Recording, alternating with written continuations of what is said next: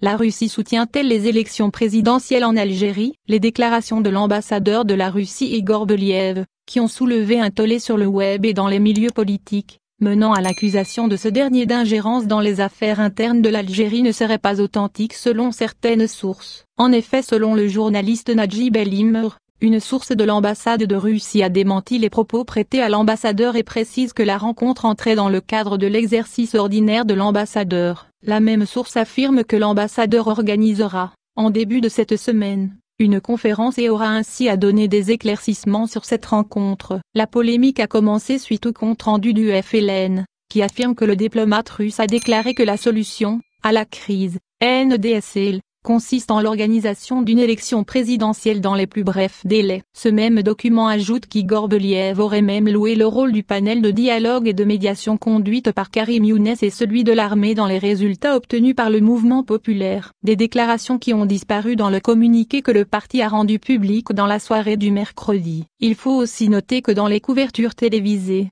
l'ambassadeur s'est contenté de rappeler les relations fortes entre l'Algérie et la Russie. Il faut aussi ajouter que dans sa communication sur les réseaux sociaux, il n'est nullement question d'élection présidentielle ni de soutien au panel de dialogue. L'ambassade s'est contentée d'une déclaration diplomatique sans donner de détails. Les deux parties ont discuté de la situation politique actuelle en rap et de plusieurs aspects des relations bilatérales ainsi que leur intensification dans le domaine des liens interparlementaires, qui veut impliquer la Russie dans la crise algérienne. Cet épisode rappelle étrangement la visite effectuée en mars dernier par Amtan Lamamraz en Russie et qui a soulevé une vague d'indignation poussant la Russie à réagir en niant toute volonté d'ingérence. Dans le temps, le porte-parole du président russe Vladimir Poutine a déclaré: personne n'a demandé d'aide à la Russie. Alger et Moscou souhaitent le maintien de bonnes relations dans leur coopération. Nous sommes convaincus que les Algériens doivent décider eux-mêmes de leur sort sans ingérence de pays tiers et sur la base de leur propre législation et constitution. Les dernières déclarations du FLN qui dénotent un besoin d'appui externe pour solutionner la crise algérienne